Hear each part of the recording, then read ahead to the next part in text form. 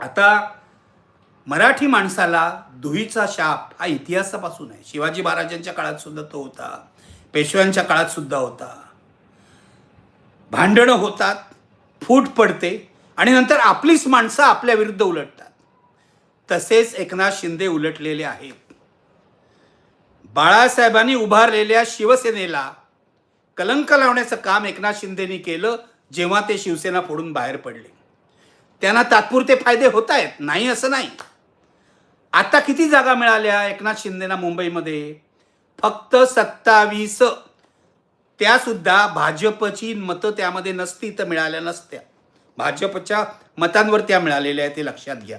कारण जिथे जिथे म्हणून गुजराती मतं सपोर्टला आहेत, अमराठी मतं सपोर्टला आहेत, उत्तर भारतीय मतं सपोर्टला आहे, तिथे तिथे शिंदेंच्या जागा निवडून आलेल्या आहे. पण कोर मराठी भागामध्ये शिंदेंच्या जागा निवडून आलेल्या नाही आहेत. एखादी जागा निवडून आली असेल तर तो अपवाद.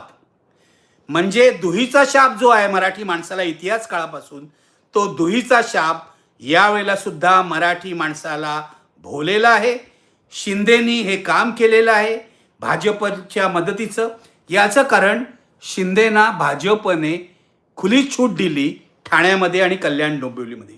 कल्याण डोंबिवलीमध्ये आपला स्वार्थ साधण्यासाठी मुंबईमध्ये बाळासाहेब ठाकरेंनी बांधलेल्या मराठी माणसाच्या बालेकिल्ल्याला सुरुंग लावण्याचं काम शिंदेनी केलेलं आहे.